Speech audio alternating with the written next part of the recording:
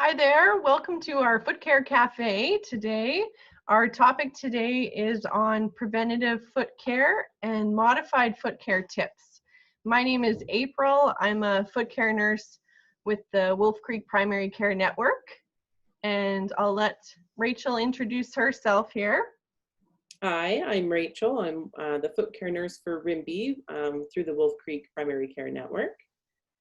And today I'll give you a little rundown on just an overview of what the Wolf Creek Primary Care Network is. It's one of 41 primary care networks in Alberta, operating since 2008, providing patients with greater access to primary care in the communities of Delburn, Lacombe, Innisfail, Sylvan Lake, Ponoka, Rimbey, and Bentley. With this addition of virtual programs and information, the Wolf Creek PCN may reach other communities as well. The Wolf Creek PCN has a vision and goal to increase the emphasis on health promotion, disease and injury prevention, care of the medically complex patient, and care of patients with chronic disease. The team of family physicians, chronic disease case managers, registered dietitians, exercise specialists, psychologists, social workers, foot care nurses, LPNs, pharmacists, and panel managers all work together to improve and maximize the health of our patients in our communities. If you want to know more about specific programs and services, please visit the Wolf Creek PCN website. You'll find on there virtual programming for exercise cafes, some programs from called Anxiety to Calm, Moving On with Persistent Pain, Happiness Basics. There's also a diabetes cafe as well, just to name a few. Great, okay. So let's move on to our topic of the day. I'm going to share my screen here with you.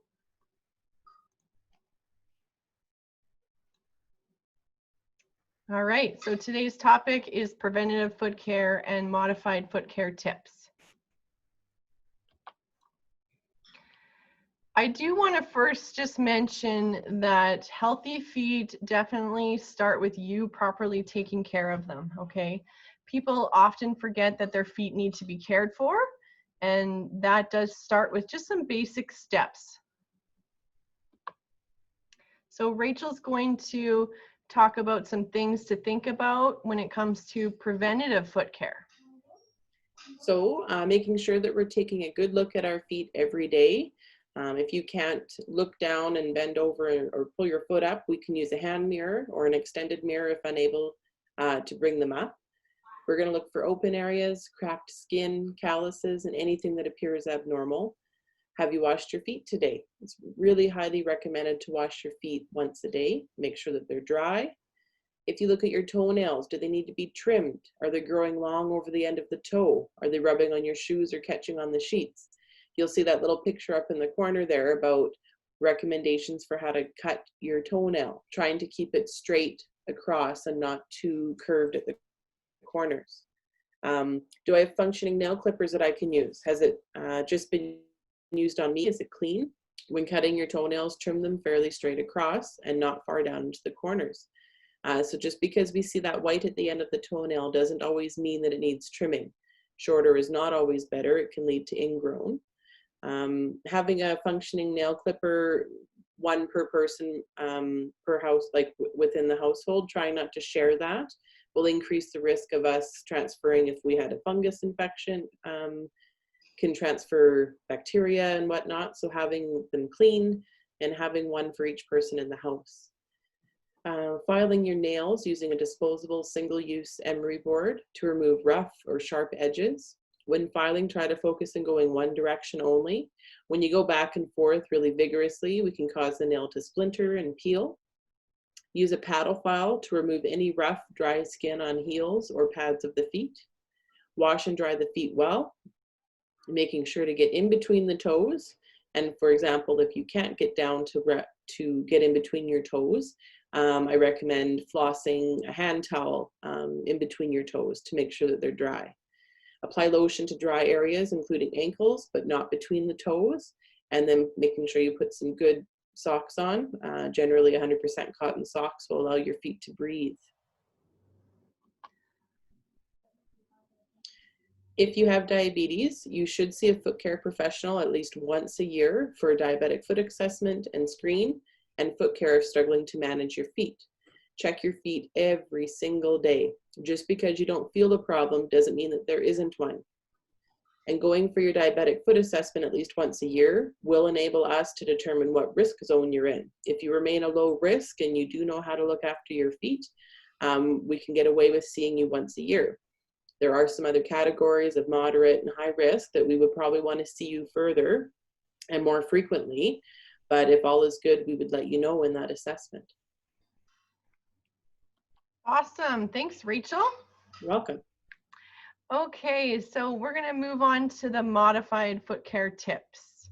All right, so if you look at these pictures here, that lady that is bent right over, I'm guessing you can't do that, okay?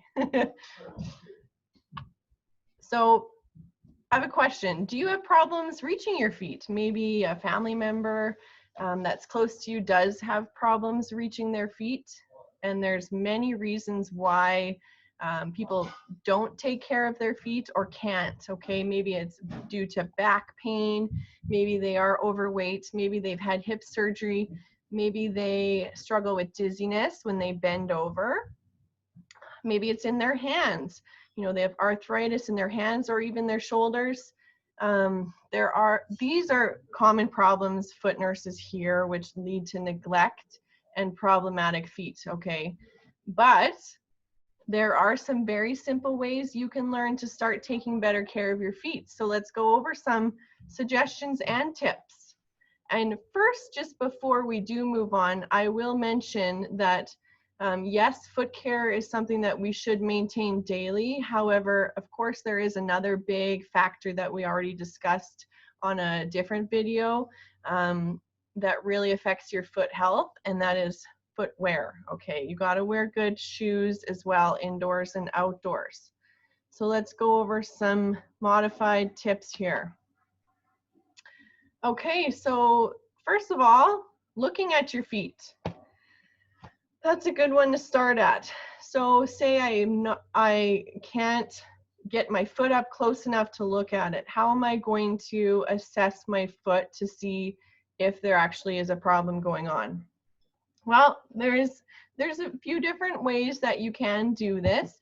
One is an extension mirror, okay? Different hardware stores such as PV Mart, they do supply long extension mirrors, and you can use that to look at the bottom of your foot. If you're a little more techie, you could use a selfie stick and your phone to take a picture, or just to view the bottom of your foot. You can put just like a normal, just a hand mirror. You can put that on the floor, that works as well. And put your foot over top of it and kind of look down on the ground once it's on the floor. Look down to see what the bottom of your foot looks like. And the other option is, you know, grab a family member to help look at the bottom of your feet for you. Maybe you don't have good vision. Is there somebody else in your house that, hey, just say, you know, I need you to look at my feet quickly every day to see if there's any problems. Now, washing your feet and washing in between the toes. So some options for washing your feet when you struggle to reach, you can use a long-handled sponge brush. This is, you know, just a sponge brush from the dollar store. It was $1.25. You can use that a little bit, or you could, while sitting on a chair in the tub, you can plug the drain. You can use a long-handled shower head to wash your feet. You could also, I've also heard of people taking a paint stick and wrapping a J cloth around the end with an elastic and washing a little bit in between the toes. It might be a little rougher, possibly. That's why I would maybe recommend more of a long-handled sponge brush. Okay. Now, drying between the toes. How do we dry between the toes? Okay. So different drugstores, they do have some different toe dryers that can be purchased. They can also usually order something in for you, Or you can make your own. You can get a paint stick, jig cloths with an elastic, try to dry between the toes, or like Rachel said, you could get, you know, a long hand towel, or even a long dish towel, something that's thinner to get in between the toes. You can use a hair dryer, but you have to be careful with that because you want to use it on the coolest setting, and it has to be a comfortable distance from your foot. Now, applying lotion to your feet. There's a few different ways. One of my favorite is you can use like a long-handled paintbrush. Okay, this is also from the dollar store. It's just a little foam roller. It's long handle. You can put some plastic wrap on it and then put the lotion on over top and just roll it on the bottoms of your feet where it's dry, okay? You don't want to get a bunch of lotion around your toes. So you can use that as an option. Maybe you want to use a face cloth, put some lotion on the face cloth, put it on the floor while you're sitting in the chair and rub your feet on the face cloth. You know, that is better than nothing because you don't want that skin to just get cracked. You want to make sure you're putting lotion on your feet every day onto those dry areas. Or you can even use a plastic bag with lotion on it, rubbing it back and forth on your feet there. So there's a few ways to put lotion on your feet. Now, putting socks and shoes on, there are different options in the drugstores. There's a sock helper, there's shoe horns, okay, different gadgets that you can get. Same with putting on compression stockings. There are Donner and Doffer Magnite tools available in the pharmacies. I've actually even seen a sock helper in Bed Bath & Beyond and Giant Tiger as well. Trimming your own toenails. This can be a little tricky one, okay? I would recommend if you're having trouble, you know, bending over for long periods of time and you're getting a little dizzy or short of breath, you can still kind of reach your feet, but it's, you know, you're out of breath doing it and it's a big procedure. Try just trimming one toenail a day. Don't make it a big, long process, okay? Just try doing one toenail at a time. Some people even find laying on the bed and putting their knee up, sometimes that helps. Some people find sitting on the side of the bed with their foot up on the edge of the bed frame, they can reach their toenails easier that way. Don't be the one that stands in the bathroom and puts the foot up on the counter. Okay, I've heard of a lady, unfortunately, falling and breaking her hip doing that. So, you know, be careful, be safe when you're finding that position to reach your feet. You may have poor vision, and so you have to be really careful with trimming your toenails. Again, you know, is there a family member who can assist you safely?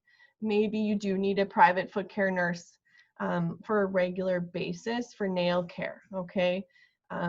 Our primary care network does not provide regular nail care on a regular long-term basis, but if you are having a specific issue, feel free to get a referral into our program and we can see you over a few visits and work with you to make some goals for you, okay?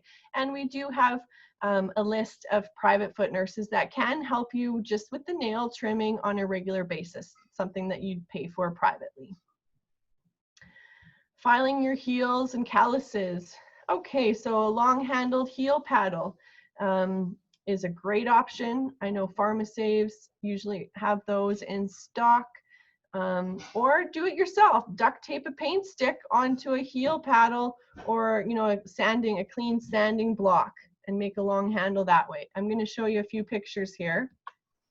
So if you look at this screen, the top right-hand corner, that's a heel paddle, a long-handled heel paddle for the heels. You can easily sit in a chair and file the heels that way without bending over. In the middle, we have shoe horns to help you get your shoes on. And then on the top left, we have toe washers, different foam, long-handled gadgets, different drugstores can provide for you. And then the bottom left is our extension mirror, different extension mirrors you can find, and then of course long-handled paint rollers from the dollar store. You can put lotion on your feet. Okay, so there is lots of different options. I think that's pretty much all for today. Thank you so much for joining us. We definitely appreciate you stopping in and learning a few different tips for your feet, for foot health, and please join us again for another topic of the day. Thanks again. Have a good one.